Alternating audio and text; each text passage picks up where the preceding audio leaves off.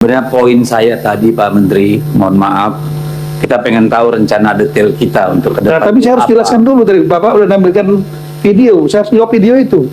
Tadi ada permintaan dari teman-teman juga. Betul, kita minta itu Jelaskan dulu di-share, video. itu satu.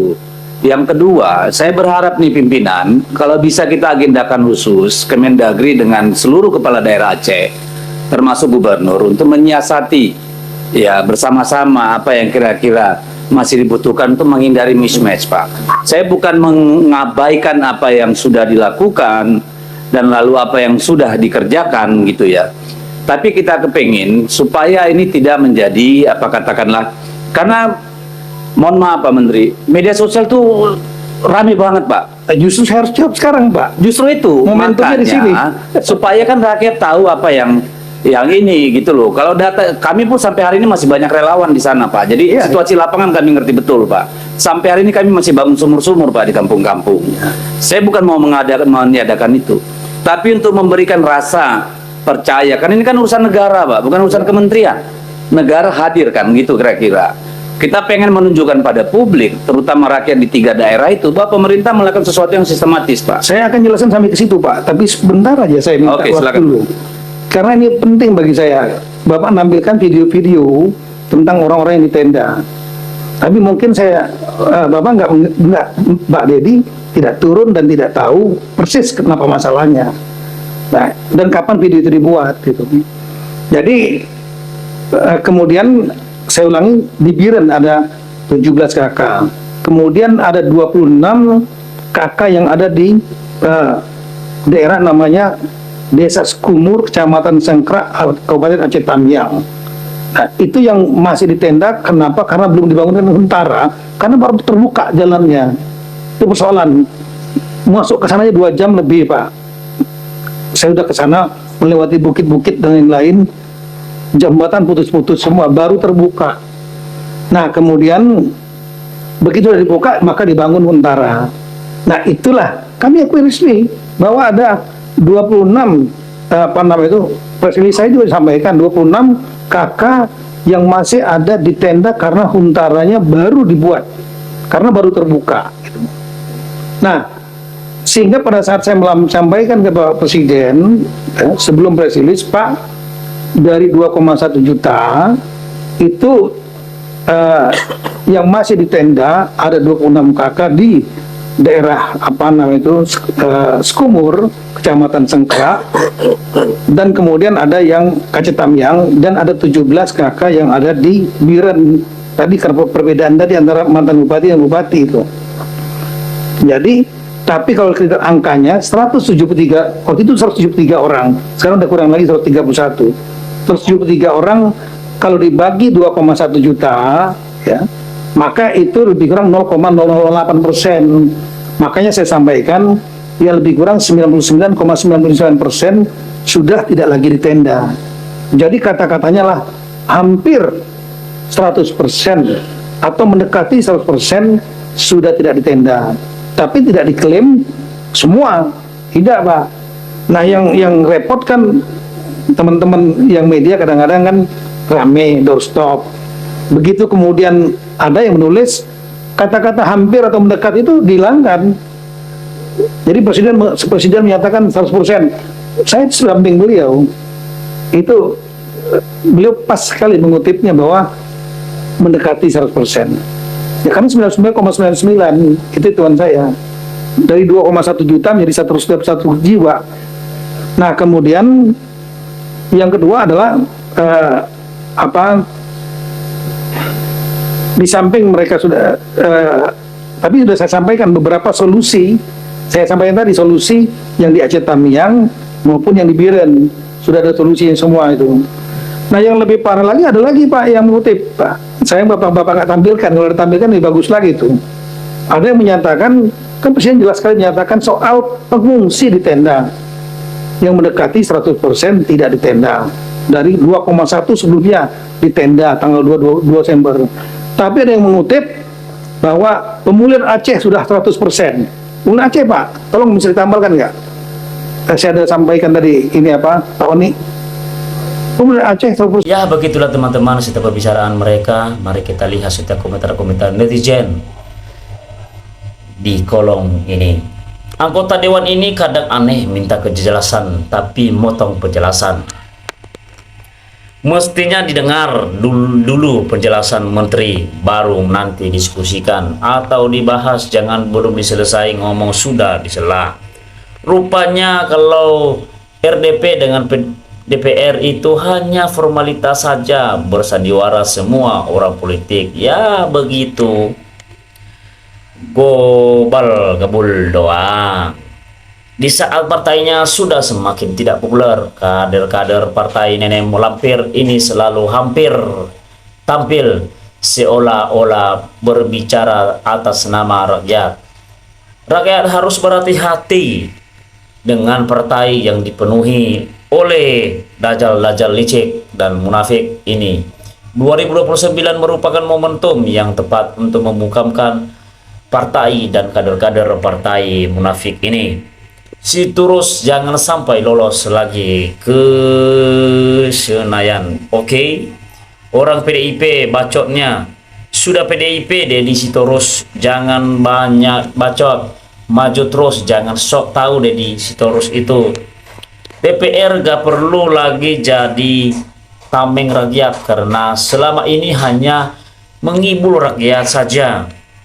DPR jangan sok belat rakyat karena kalian yang banyak menghabiskan dana negara. Waktu berkuasa 10, ngapain sibuk korupsi PDI, sekarang bacot partai licik. Rakyat yang jeli, yang tahu sejarahnya pasti mengetahui siapa itu Tito. Namanya aja Dedi ora urus kentir. Mantap penjelasan Pak Mendagri. Hai DS, yang harus kau tegur DPRD, emang Pak Menteri ngurusin satu daerah satu saja, lu dewan tapi goblong. Makasih lo turun, jangan komplain aja goblong. Orang macam begini bisa ya jadi wakil rakyat. Semangat Pak Menteri, jangan dengar wakil rakyat yang goblong.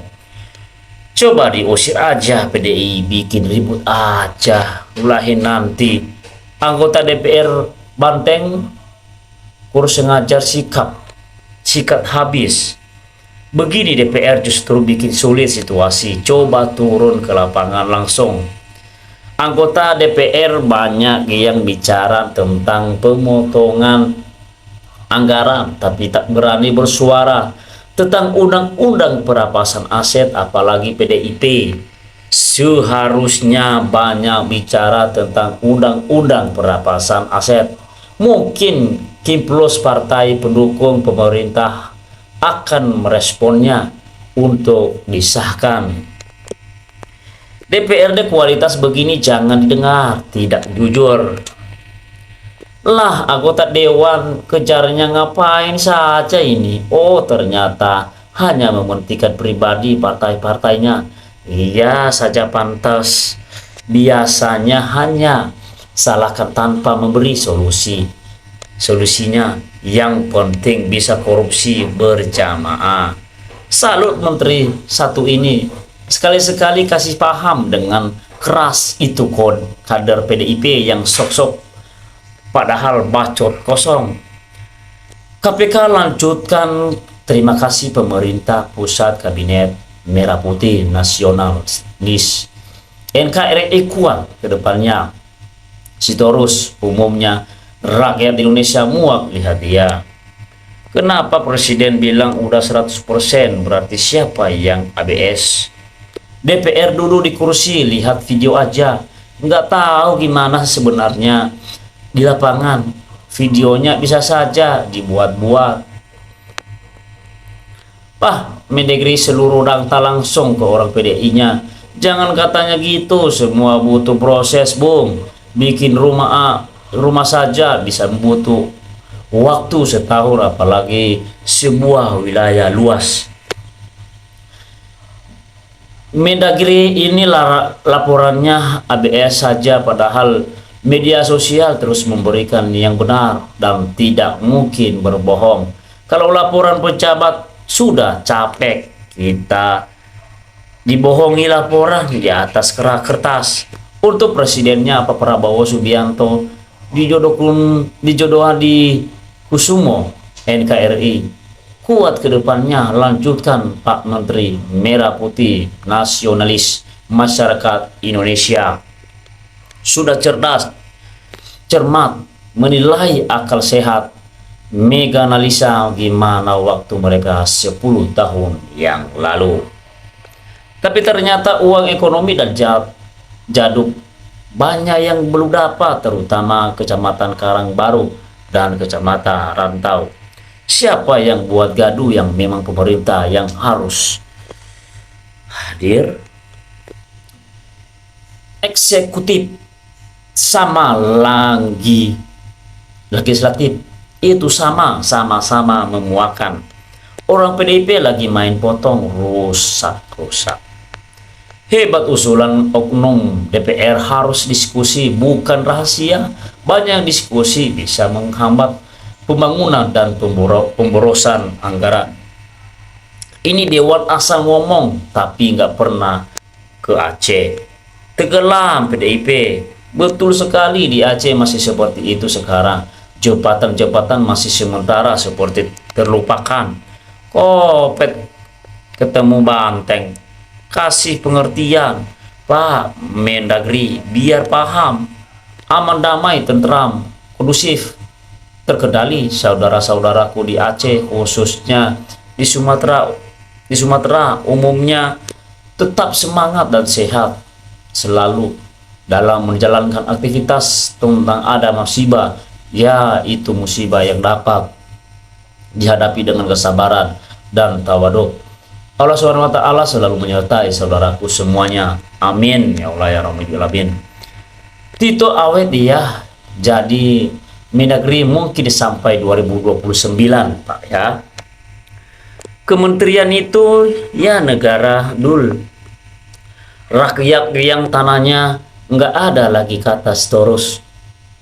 Memangnya kapling tanah itu bisa hilang atau pindah. Dedi anggota Dewan kok begonya keterlaluan. Pak Mendagri masih bicara kok potong biadab amat sih. Semangat terus Pak Menteri Jenderal Polisi Bapak Tito Karnavian. Mantap Pak, sukses selalu dalam menjalankan tugas. Setuju Pak, belanja perjalanan dinas makanan minuman dikurangi. Bisa APBD